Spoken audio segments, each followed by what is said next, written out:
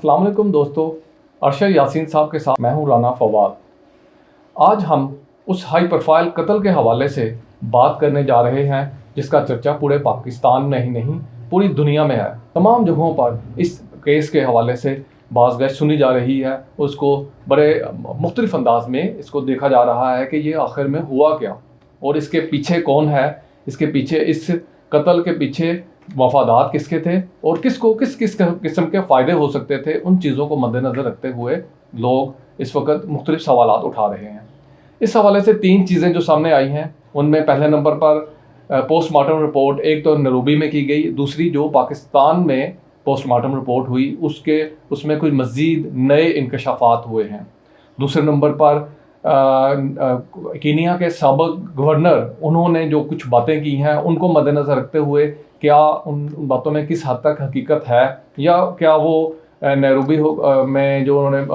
Kenya की हुकूमत की या पुलिस की इन्वॉल्वमेंट को बचाने के लिए वो सारा कुछ किया जा रहा है। तीसरे नंबर पर जो है वो हमने ये देखना है कि इस मामले में इन्वेस्टिगेशन जो है वो टीम पाकिस्तान की तरफ से जा रही है, वो किस हद तक कामयाब होगी इन हकीकत तक पहुंचने के लिए। जी अरशद साहब, आप बताइएगा कि अब ये जो डेवलपमेंट हो रही है इसमें इन्वेस्टिगेशन में के हवाले से किस हद तक मदद मिलेगी। राना साहब बहुत शुक्रिया, आपने 3 पॉइंट्स बहुत अहम उठाए हैं। और अगर आपका सवाल जुडिशल जो कमीशन बनाया गया उस हवाले से है तो उसका मैं ये 2 जुमलों में ये कहना चाहूँगा कि जुडिशल कमीशन में क्योंकि फ़ौरी तौर पे ये क्योंकि हाई कोर्ट की डायरेक्शन पे ये बनाया गया, हुकूमत ने अपनी मर्ज़ी से या अपने तौर पे तो ये फ़ैसला नहीं किया, ये अदालत के कहने पे ये बनाया गया था जुडिशल कमीशन। अब जुडिशल कमीशन से ये लगता ये है कि ये इंक्वायरी कमीशन में तब्दील हो चुका है, क्योंकि कहा यह जा रहा था कि जजेस पर मुश्तमिल ये जुडिशल कमीशन का मतलब यही होता है कि जजेस जो हैं उस पर तफ्तीश करते हैं, लेकिन अब इसमें जो है वो अभी किसी जज का नाम तो आया नहीं जो सरबराह होंगे या उसमें मेंबर होंगे। लेकिन ये आप आज लेटेस्ट जो डेवलपमेंट आई है वो ये है कि उसमें ISI के जो नुमाइंदे जो वहाँ पर पहले 3 रुकनी जो वफद बनाया गया था बाहर जाने के लिए भी, और कमीशन के जो मेंबरों में से जिनका अब तकर्रर हुआ था उनमें ISI के नुमाइंदे को विड्रॉ कर लिया गया है। और 2 रुकनी जो वफद है, एक FIA के नुमाइंदे हैं और एक इंटेलिजेंस ब्यूरो IB के नुमाइंदे हैं, वो कीनिया में जाएंगे, वहाँ तफ्तीश करेंगे। लेकिन आपके सवाल का जो अहम जुज़ है जिस पर मैं चाहूँगा कि आपके सामने अपने नाज़रीन के सामने ये बात रखूँ कि कमीशन अभी कीनिया पहुँचा नहीं है कि पाकिस्तान के हुकूमत के कुछ अहम ओहदेदारों की तरफ से जो स्टेटमेंट्स आई हैं उससे ये लगता है, ख़ुसूसी तौर पे जिस तरह वज़ीर दाखिला राना सनाउल्लाह साहब ने जो मीडिया से बातें की हैं, उससे ये लगता ये है कि ये जो कमीशन बनाकर भिजवाया गया है उसको शायद इतने इख्तियारात नहीं दिए गए और उनको जो लाइनें दी गई हैं वो उन्हीं लाइनों पर शायद आगे बढ़ेंगे अपनी मर्ज़ी से या आज़ादाना तरीके से उसकी तफ्तीश करने के शायद उनके पास इख्तियारात नहीं है। जब कमीशन बनाया जाता है तो फिर उसमें डिक्टेट नहीं किया जाता, फिर उसमें हुकूमत या कोई भी जो शख्सियत अहम होती है जो उस पर असरअंदाज हो सकती हो, वो अपनी मर्ज़ी और अपने मामला जो हैं वो सामने रखते नहीं हैं। लेकिन राना सनाउल्लाह ने जो लाइनें दी, रात बताया कि ये जो है इस पर हम जायज़ा लेगी, टीम लेगी, ये लेगी, वो लेगी, इसका मतलब ये है कि वो बाइख्तियार नहीं है, वो डिक्टेशन पर जाएंगे। अब मुझे इसका अंदाज़ा नहीं है कि वो जो रिपोर्ट बनाएंगे उस पर पाकिस्तान के अवाम उस पर एतबार करते हैं या नहीं करते। राना सनाउल्लाह ने जिस तरह रात बात की, हुकूमत की तरफ से उसके अलावा भी जो बातें सामने आ रही हैं उसमें ISI का जो रुकन उनको लिस्ट से खारिज किया गया वो अब नहीं जा रहे। उसकी रीज़न ये बताई जा रही है कि एक सियासी जमात की तरफ से इस्टेब्लिशमेंट के ऊपर इल्ज़ामात कुछ लगाए जा रहे हैं जिसकी वजह से ISI के उस ऑफिसर का नाम निकाल दिया गया कि अगर वो उसमें शामिल हो गए तो मज़ीद कंट्रोवर्सी पैदा की जाएगी। जबकि दूसरे नंबर पर FIA और IB के जो हुकूमत के मुताबिक, वज़ारत दाखिला के मुताबिक सीनियर और कॉम्पिटेंट जो है ना उस इन्वेस्टिगेशन के हवाले से काफ़ी जो है उन्होंने केसेस उन्होंने डील किए हैं और वो इस चीज़ के माहिर माने जाते हैं जो उनको भिजवाया जा रहा है। ये चीज़ तो वज़ारत दाखिला की तरफ से है। दूसरा डिनाई वो ये किया गया है कि पाकिस्तान तहरीक इंसाफ की तरफ से ख़ास तौर पे इमरान खान मुख्तलिफ इल्ज़ामात बार बार लगाते हैं जी कि वो उनको गुमनाम कालें आ रही हैं, अरशद शरीफ को गुमनाम कालें आ रही थी। اس بات کو اگر دیکھا جائے تو اب ٹیکنالوجی کا دور ہے. جس طرح عمران خان نے وہ نواز شریف کا کلپ چلا دیا تھا کہ نواز شریف اپنے آپ کو ہی چور کہتے جا رہے تھے, وہ ایک ایڈیٹڈ معاملہ جو ٹیکنالوجی کا معاملہ ہے, ایسے سافٹ ویئر آ گئے. اسی طرح بہت ساری ایپس اور بہت سارے سافٹ ویئر اور ایسی ٹیکنالوجی آ چکی ہے کہ کوئی بھی عام شخص, میں آپ کو یہاں سے بیٹھ کے کال کروں تو میرے نمبر پر ان نون نمبر آئے گا یا کسی بھی دوسرے ملک کا کوڈ آئے گا. یوں لگے گا جیسے میں آپ کے پاس بیٹھا ہوں, لیکن یوں لگے گا جیسے میں فلاں ملک میں بیٹھا آپ سے بات کر رہا ہوں. یہ ٹیکنالوجی کا دور ہے. اس معاملے میں اگر کہیں جی ان نون کو کر کے تو وہ ISI پہ یا آرمی پہ ڈال دیا جائے, یہ ایک بالکل سراسر غلط بات ہے. یہ اب پاکستان تحریک انصاف کی طرف سے جو کنٹروورسی پیدا کی جا رہی ہے, جو الزامات عائد کیے جا رہے ہیں, ان کو آپ کس طرح سے دیکھتے ہیں کہ کیا وہ جسٹیفائی کرتے ہیں یا محض الزامات کی حد تک ہیں؟ دیکھیے, عمران خان کے جو بیانات ہیں اس پہ بات کی جا سکتی ہے کیونکہ وہ ایک بڑے لیڈر ہیں, پاکستان کی ایک پارٹی کے سربراہ بھی ہیں اور سابق وزیر اعظم بھی ہیں. اس لیے اگر انہوں نے کہا کہ اس طرح کی کچھ اسٹیٹمنٹ اس میں آتے کہ کوئی دھمکی امیز فون اور یہ وہ آئے ہیں, تو وہ اس بنیاد پہ وہ کہہ رہے ہیں کہ جن لوگوں کو پہلے دھمکیاں آئی ہیں, جو ابھی زندہ بھی ہیں اور پاکستان میں بھی ہیں, جن کے خلاف مقدمات بھی بنے ہیں, بہت سارے ایسے لوگ ہیں, ان میں صحافی ہیں, وہ خود کہتے ہیں کہ ہمیں دھمکیاں دی جا رہی ہیں, ہمیں دھمکیاں دی گئی ہیں, ٹیلی فون آ رہے ہیں. یقیناً عمران خان نے اس کی بنیاد پہ یہ بات کی ہوگی. عمران خان کو تو کسی نے شاید دھمکی دی نہیں ہوگی, لیکن یہ باتیں شاید, میرا خیال ہے کہ عمران خان کے ذہن میں شاید یہ بات ہے. جس طرح آپ نے ISI کے حوالے سے بات کی, ان کو نکالا اس لیے گیا کہ اعتراض ایک طرف سے آیا تھا کہ یہ شاید اسٹیبلشمنٹ پہ وہ اعتراض. میں سمجھتا ہوں, میری اپنی ذاتی رائے یہ ہے کہ اسٹیبلشمنٹ کو یہ بیچ میں لا کر کے ان کو بدنام کرنے کے حوالے سے ایک پاکستان کے اندر قوت سالہ سال سے لگی ہوئی ہے, جس کا مقصد ہی یہ ہوتا ہے کہ اسٹیبلشمنٹ کو کسی نہ کسی طرح بدنام کیا جائے. کبھی عمران خان سے پہلے جو حکومتیں رہی ہیں اس وقت بھی وہی قوتیں جو ہیں وہ اس وقت کی حکومت اور اسٹیبلشمنٹ کے خلاف اختلافات پیدا کرنے کے لیے فیک نیوز جاری کرتی رہی ہیں, پروپیگنڈا کرتی رہی ہیں. عمران خان کے وقت بھی ایسا ہی ہوتا رہا ہے, اور اب بھی وہی قوتیں ایک بار پھر اس معاملے کو لے کر کے اسٹیبلشمنٹ کو بدنام کرنے کی بات کر رہی ہے. اور میں یہ سمجھتا ہوں پاکستان کی تمام سیاسی جماعتیں ہیں جو ہیں وہ محب وطن ہیں, ان کا فوج کے حوالے سے احترام محبت اپنی جگہ پر موجود ہے, لیکن جو قوتیں اس معاملے سے فائدہ اٹھانا چاہتی ہیں یہ وہی قوتیں ہیں جس پہ گزشتہ 2 دن پہلے DGP ISPR نے پریس کانفرنس کرتے ہوئے میڈیا سے بات کرتے ہوئے کہا تھا کہ کچھ لوگ اس سارے معاملات کا فائدہ اٹھانا چاہتے ہیں, اور حکومت سے انہوں نے درخواست کی تھی کہ ان لوگوں کے خلاف جو ہے کارروائی کی جائے. اب ان کے خلاف کارروائی ہوئی یا نہیں ہوئی ہے میرے علم میں نہیں ہے, لیکن بات پھر وہیں پہ آ کے رانا صاحب رک جاتی ہے کہ اسٹیبلشمنٹ کو ہر معاملے میں بیچ میں ڈالنا کوئی مناسب نہیں ہے. اب جب ارشد شریف کے قتل کی آپ بات کر رہے ہیں اور اس میں ساری چیزیں سامنے آ رہی ہیں, تو یہاں پر قیاس آرائیوں کی بجائے, جس طرح آپ نے کہا یہاں پوسٹ مارٹم رپورٹ بھی آ گئی ہے, اب اس کی روشنی میں پاکستان کی حکومت کو فیصلے کرنے ہیں. اب پاکستان کی حکومت سے ہٹ کر کے کسی ادارے کو, کسی تفتیشی ادارے کو یا کسی سیاسی جماعت کو نہیں کرنا, فیصلہ ریاست نے کرنا ہے, ادارے نے کرنا ہے, اور یہ معاملہ حکومت پاکستان اور کینیا کی حکومت کے درمیان ہوگا. اب جب پاکستان کی حکومت کچھ سنجیدہ معاملہ آگے لے کر نہیں چلتی تو معاملات جو ہیں یقیناً بگڑیں گے, باتیں ہوں گی, کوئی سچ کہے گا, کوئی جھوٹ کہے گا, کوئی الزام لگائے گا, یا اپنی خواہش اور مرضی کے مطابق بھی اسٹیٹمنٹیں دی جائیں گی. اب ہونا یہ چاہیے ہے کہ اس سارے معاملات میں ارشد شریف کے خاندان کو انصاف دلانے کے حوالے سے ہم سب کی ترجیح ہونی چاہیے. نہیں, وہ آپ کی بات درست ہے. وہ بحیثیت کمیونٹی, پوری صحافتی برادری اس چیز پہ اوپر اس کو کنسرن ہے کہ صحافیوں کو خام مال, چاہے وہ کسی بھی سیاسی جماعت سے بھی یا کچھ دوسری قوتیں بھی ہیں, ان کی طرف سے ہمیشہ سے ہوتا چلا آ رہا ہے کہ صحافیوں کو خام مال کے طور پہ اپنے پروپیگنڈے کو بڑھانے کے لیے, آگے چلانے کے لیے استعمال کیا جاتا ہے. جب ضرورت نہیں رہتی یا تو ان کو ہٹا دیا جاتا ہے یا پھر ان کو ذلیل کر دیا جاتا ہے, اور وہی ان کو اپنے اس پروپیگنڈے پہ جو چلا رہے ہوتے ہیں وہی لوگ ان کو ذلیل کر بعد میں 2-3 سال بعد استعمال کرنے کے بعد ذلیل کرنے والے ہوتے ہیں, یا پھر ان کو کسی طریقے سے ایسے طریقے سے ہٹا دیا جاتا ہے کہ وہ منظر پر نظر بھی نہیں آتے. اور یہ صحافیوں کے ساتھ یہ ہونے والا پہلا واقعہ نہیں, بہت سارے ایسے واقعات ہو چکے ہیں. یہ ہے کہ منظر عام پہ ذرا زیادہ آ گیا, لیکن بہت سارے ایسے واقعات ماضی میں دیکھے جا چکے ہیں. اب 2 پوائنٹوں پہ, 2 اہم نکات پہ آپ نے چیز مکمل کر لی. جی,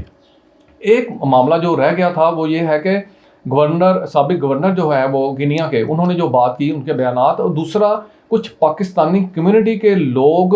जो कीनिया में मौजूद हैं, जो कुछ कारोबारी सिलसिले में अपने रोज़गार के सिलसिले में कह लें, या कुछ जो है अंडरवर्ल्ड से ताल्लुक़ रखने वाले लोग भी हैं, अपने पनाह गज़ीन है वहाँ पे, पाकिस्तानियों की तरफ से जो बातचीत आ रही है, जो मालूमात आ रही हैं, उनके मुताबिक जिस गाड़ी में अरशद शरीफ बैठे थे वो एक बहुत अहम कारोबारी शख्सियत वहाँ की, वकार अहमद, जो जिनका नाम भी बड़ा मशहूर है, वो चल रहा है इस वक्त, उनकी गाड़ी थी। और उनका एक जो है वो एक फायर ट्रेनिंग सेंटर भी है, जिसमें मुकामी पुलिस और फ़ौज के जो अफसरान हैं वो निजी तौर पे, सरकारी तौर पे नहीं, निजी तौर पे अपनी तरबियत भी लेते हैं। उसके अलावा बहुत बड़ा एक रिजॉर्ट है और एक सैरगाह के तौर पे बहुत अहम जगह है, और बड़ा वो ठीक ठाक हाई प्रोफाइल आदमी है वहाँ पे, वेल सेटल्ड आदमी है। उसकी गाड़ी पे फायरिंग के बारे में जो है ना पुलिस सोच भी नहीं सकती, क्योंकि वो वहाँ पे जो है ना ऐसे ही समझ लें कि कई किलोमीटर तक उस बंदे की एरिया में उसकी जान पहचान, और पुलिस में और बासठ हलकों में उसकी जान पहचान है, और इस तरह की चीज़ किसी तरह तस्वर भी नहीं किया जा सकता जिस गाड़ी में अरशद शरीफ जो है वो सवार थे। अब उस गाड़ी पर कैसे फायरिंग हो सकती है, पुलिस के बयान आ रहे हैं, जैसे हमने पहले भी बात की थी कि पुलिस के कंट्रोवर्शियल मुख्तलिफ एक अपने ही बयान को वो कंट्राडिक्ट कर रहे हैं कि पहले क्या हुआ, उसके बाद जी वो अब एक बच्चे के अगवा का मामला था, गाड़ी को रोकने की कोशिश की, वो गाड़ी नहीं रुकी, अब ये कहा जा रहा है कि उस गाड़ी की तरफ से, गाड़ी के अंदर से फायरिंग की गई। अच्छा, अगर सवाल ये पैदा होता है कि उस गाड़ी के अंदर से फायरिंग की गई तो उस गाड़ी में 2 अफराद सवार थे, एक अरशद शरीफ और दूसरा वो खुरम। अगर फायरिंग की गई थी, अरशद शरीफ तो अल्लाह ताला को उनको जन्नत नसीब करे, वो वफात पा गए, शहीद हो गए, लेकिन दूसरा शख्स, वो एक अहम आदमी, दूसरा ही शख्स था, उसको गिरफ्तार अब तक क्यों नहीं किया? पुलिस उसको क्यों गिरफ्तार नहीं कर रही? अगर फायरिंग की गई थी, अगर फायरिंग नहीं की गई तो फिर वो भी बताएं। तो इस तरह के कंट्रोवर्शियल मामलात हैं, इनको मद्देनजर रखते हुए आप जो उनके ऑफिशियल्स की तरफ से, कीनिया के ऑफिशियल की तरफ से बयानात आ रहे हैं, उनको किस नज़र से देखते हैं? जी देखिए राना साहब, आपने अपने जो गुफ्तगू की है उसमें ही आपने इसका जवाब दे दिया है कि कीनिया की पुलिस ने यू टर्न ले लिया। पहले कुछ कहते थे, अब कुछ कहते हैं, जबकि कीनिया के जो सहाफ़ी हैं, कीनिया का जो सबसे बड़ा जो अखबार नेशन है, वहाँ पर जो छपने वाली रिपोर्ट आर्टिकल हैं वो कीनिया की पुलिस का साथ नहीं दे रहे। और मैं ये समझता हूँ कि कीनिया की पुलिस और कीनिया की हुकूमत के जो वहाँ पर इक़दामात है, वो जो इस तफ्तीश के हवाले से जो कुछ भी कर रहे हैं, उनका जो है मीडिया का, जो वहाँ पर जो मीडिया है, आज़ाद मीडिया है, उन्होंने उसका जो है वो कह लीजिए कि कुछ उम्र निकाल के रख दिया है। और अब हालात यहाँ तक चले गए हैं जिसमें आप ये कह सकते हैं कि कीनिया की पुलिस, कीनिया के पुलिस के तर्जमान और कीनिया की हुकूमत के किसी भी फ़र्द की तरफ से कोई किसी किस्म की स्टेटमेंट का जो है पाकिस्तान के आवाम पर असर कोई पड़ता है, ना ही पाकिस्तान के लोग उस पर एतबार करने को तैयार हैं। अब दूसरी बात जो आपने कही वो बहुत अहम है कि नैरोबी के जो गवर्नर, साबिक गवर्नर हैं, उन्होंने जो कल मीडिया से बात की है, और उन्हें वो बात बहुत अहम है। उस पर कीनिया की तफ्तीशी इदारे उस पर गौर नहीं कर रहे, और ना ही उस पर तफ्तीश कर रहे हैं, और ना ही हुकूमत पाकिस्तान इस तरफ कोई तवज्जो दिलाने में मुझे संजीदा लगती है। साबिक गवर्नर नैरोबी ने कहा कि अरशद शरीफ यहाँ पर आए थे, कीनिया के अंदर जो ये मनी लॉन्ड्रिंग का नेटवर्क चलाया जा रहा था, जिसको इंटरनेशनल लेवल पे उन्होंने कहा कि नेटवर्क चल रहा था मनी लॉन्ड्रिंग का, जिसमें वो कहते हैं कि पाकिस्तान, भारत और दुबई के बड़े बड़े सेठ उसमें इन्वॉल्व थे जो मनी लॉन्ड्रिंग में मुलव्वस रहे हैं। और उसी गवर्नर ने ये कहा है कि जो वक़ार राना साहब जिसका आप जिक्र कर रहे हैं बार बार, उसके बारे में वो कहते हैं कि ये वक़ार भी उनका एक पुर्जा है। और उसने जो वहाँ पर जो ये निशानाबाजी के हवाले से, तरबियत के हवाले से जो मरकज़ बना रखा था, वो उनकी पनाह गाह है। वहाँ लोग आते हैं, बैठते हैं, वहाँ डील होती है, सारा कुछ होता है। और ये गवर्नर ने एक और बहुत अहम बात की है, उन्होंने कहा कि पाकिस्तान से एक स्क्वाड जो है वो अरशद शरीफ के ताक़ुब में उसको मारने के लिए कीनिया में आया था, और उन्होंने पाकिस्तान के स्क्वाड ने भी वक़ार से ही बैठा, वहीं उनकी पनाहगाह जो है वो जो तरबियत गाह है वहाँ पर उनसे मुलाकात भी हुई है। इसलिए कड़ियाँ मिलाई जाएँ और गवर्नर के बयानात को मिलाया जाए तो बात बड़ी सीधी सी बन जाती है कि वक़ार जो कहते हैं कि जो खुरम जो ड्राइवर था अरशद शरीफ का, वक़ार और खुरम दोनों सगे भाई हैं।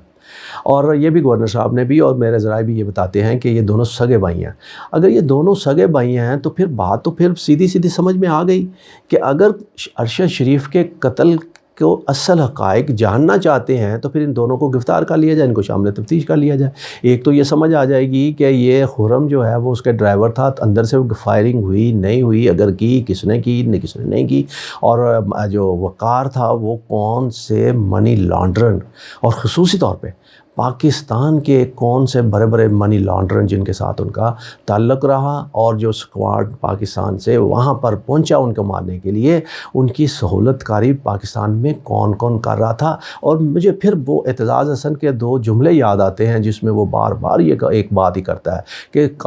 یہ ارشد شریف کا سیدھا سادہ قتل جو ہے واقعہ سیدھا سادہ ہے قاتل تک پہنچنے کے لیے۔ وہ کہتے ہیں مجھے ایک بندہ دے دیں، اختیار دے دیں، میں 8 دن کے اندر اندر قاتل آپ کے سامنے رکھ دوں گا۔ اس نے جو باتیں کی ہیں وہ بہت اہم ہیں، 2-3 ہی باتیں ہیں، ٹیلی فون، لیپ ٹاپ، یہ دونوں خرم اور